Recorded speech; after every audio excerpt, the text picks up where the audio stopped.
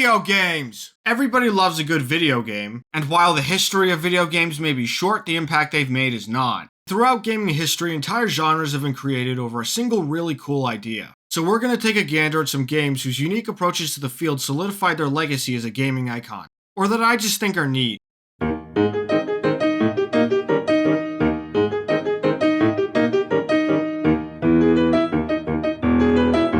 The Portal series. Portal is probably one of the earliest unique core mechanics games in existence, debuting all the way back in 2007. That's before most people used social media and only 3 years after Facebook was made. Portal is a puzzle game entirely focused around the player's ability to use portals to their advantage. If you somehow don't know about Portal, early on the player gets a gun that allows them to place down 2 portals that connect to each other. One is blue and the other is orange, and anything that goes through one portal comes out the other wherever it's pointed. The whole game is based around playing with these mechanics. The idea was so unusual, game reviewers struggled to find something to compare it to. There was a couple of titles that had utilized portals before it, but Portal was the first game to really expand upon the idea. Most of Portal's gameplay is about using portals to get around obstacles and solving puzzles to progress.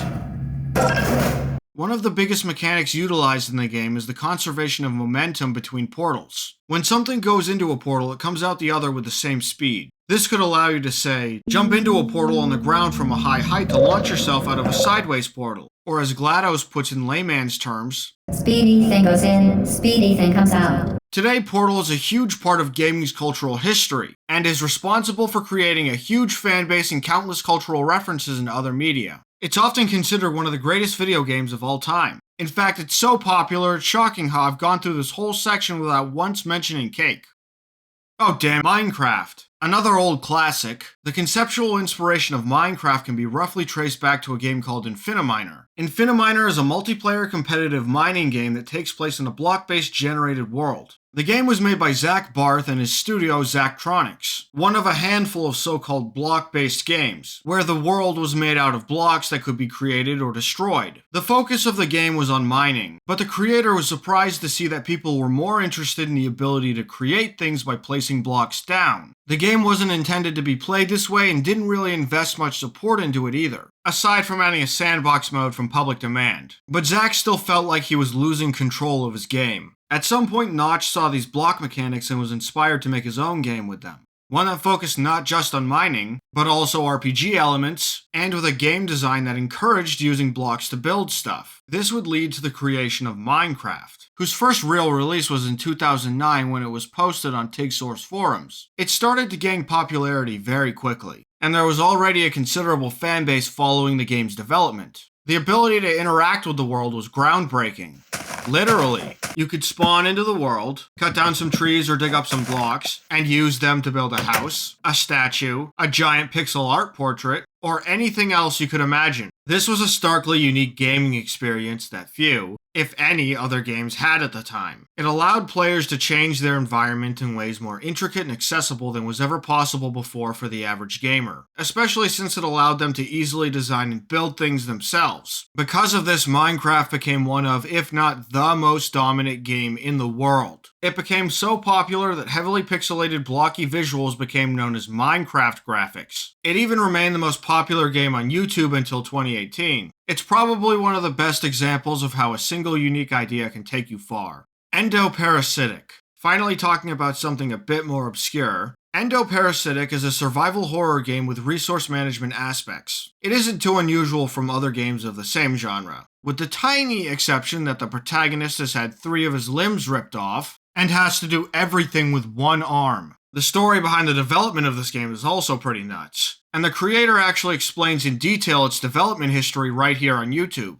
But I'll give you the long and short of it. Endoparasitic was originally created for the Ludum Dare 48 game competition, where developers had to create a game in 48 hours from scratch based off a theme. In just those 2 days, the developer created this incredibly unique game, and gave it enough content to make it passable for a game that wasn't rushed out in 2 days. After the event, he expanded upon it and fully fleshed it out. The experience really makes you feel crippled by making actions you normally take for granted a challenge. The plot of the game is that you are a scientist working on a space station studying a parasite. But the parasite escaped and infected everyone, and now you have to fight your way out to survive. But of course, 3 of your limbs have been ripped off by monsters. You move around by clicking and dragging on the floor to pull yourself, and defend yourself with various weapons that you need to grab off your back, and after shooting them you need to manually reload them by opening up the menu, popping the spent shells out, and dragging new shells from your inventory to the empty chambers. For each of them, individually. And to complete the immersion of only having one arm, you play the entire game with just your mouse. No keyboard involved. You also can't move and shoot at the same time because of this. You instead have to alternate between dragging and firing, and there are many instances that force you to reload while fighting enemies, which makes the process a lot more intense. I imagine this is what an average day feels like to a disabled person. So with this game, you can get a taste of what their life is like. SUPERHOT. SUPERHOT is a minimalistic first-person shooter with a matrixy type of vibe, with its special mechanic being that time only moves when your character moves. The backstory behind this game's creation is, and I swear this is a coincidence, the 7-day FPS challenge back in 2013, where the core mechanic was inspired by the mechanics of another game called Time for Cat. So on top of both of these games being made for fast-paced game development challenges, both of them also share the conceptual origin of being inspired by mechanics in other games they expanded upon. I think I may have accidentally stumbled upon the secret formula for making popular games with unusual gameplay.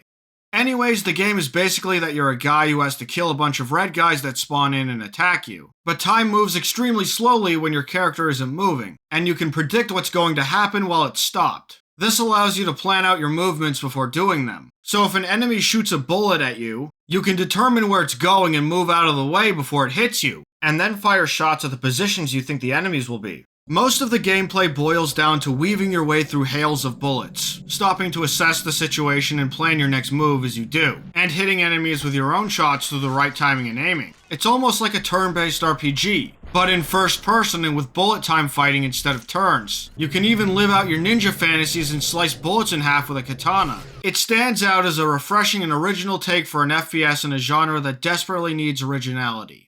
One chance. The mechanic of this game is a lot more simple than the others shown here. One Chance is a story-based flash game released in 2010, usually played on browser game websites. You can probably guess what its mechanic is from the title. You only get one chance at playing the game. Ever.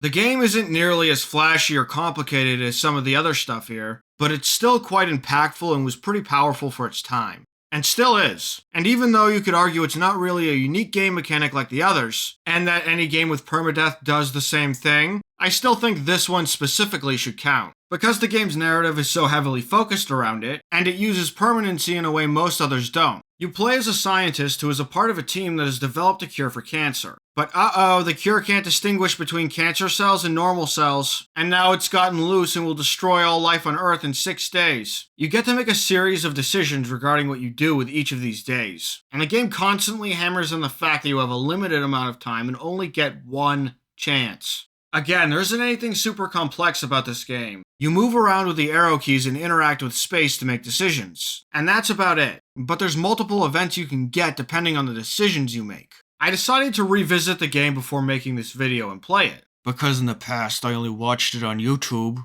And I have to say, the game really nails the atmosphere. The game starts by informing you that every cell on Earth will be dead in 6 days, and leaves you with the cryptic message that you have one chance. The atmosphere and dialogue are extremely heavy. The game makes exceptional use out of environmental storytelling to create a really compelling experience. You see little details like the plant life decaying as the days drag on, and the city becoming more and more empty as you drive to work. And each of the decisions that you make leads you to different endings that are permanent. There are several different events you could get throughout the game. You could choose to continue working, spend time with your family, or even cheat on your wife. There's even a cameo from Obama. Obama!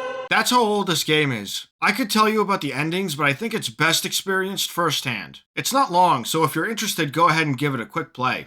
Lidar Games. I was going to put a particular game in for this section, but then I realized the idea can't really be coined for a singular game. The gimmick of this section is games where the only visuals are created by handheld LiDAR scanners. I was going to give it to Scanner Sombre because it seemed to be the earliest game to use the idea, but there are other games like the Voidness and LiDAR EXE that use the mechanic to much greater effect, and I don't want to give it all the credit just because it came out first, so I'm dedicating this section to multiple games that utilize the same feature. In each of these games, you have some sort of handheld LiDAR scanner that you use to see through most of them. A LiDAR scanner is a device that sends out a bunch of lasers that reflect off anything they touch and back to the machine. It captures the distance of the impacts and uses them to make a 3D image out of the points measured. It looks like this, and you have to explore dark areas by walking around and lighting them up with these dots. But look out, cause some spooky stuff might happen, and you might reveal that something else is down there with you. You know what? I'll also throw in the games Lurking and Stifled, as these games also take away your vision. But these games require you to use echolocation to see your surroundings, similar to the way Lidar games feel but with sound waves instead of dots. What all these games have in common is foregoing traditional sight in games and reworking it to function in different ways. They're very different and I just think they look kinda neat. Alrighty. That's all the games with unique fundamentals I could think of. They're all pretty innovative ideas and they're fun to play around with. But as cool as these ideas are, I have to admit that a cool idea on its own doesn't make a game good. Some of these games are really good and take full advantage of their ideas. Others have cool ideas but don't execute them well, or maybe they have mediocre or even annoying stories. Or they start out good but lose their charm, as the new content strays from the original vision and tries to cash in on popularity. Regardless, the concepts are fun to think about and experiment with, and there's a lot of room to do some pretty cool stuff with them. As a quick ending note, this video isn't supposed to be about the creators. The developers of all these games each have their own unique histories and possible controversies. This video is about the games and how their unique mechanics made them what they are, which inevitably leads to talking about who made them. Take it with a grain of salt, if you will. There you have it, folks. That's the end of the video. But since you're still here, why don't you check out my other stuff? Huh? Hey, maybe I could combine all these mechanics and make my own game.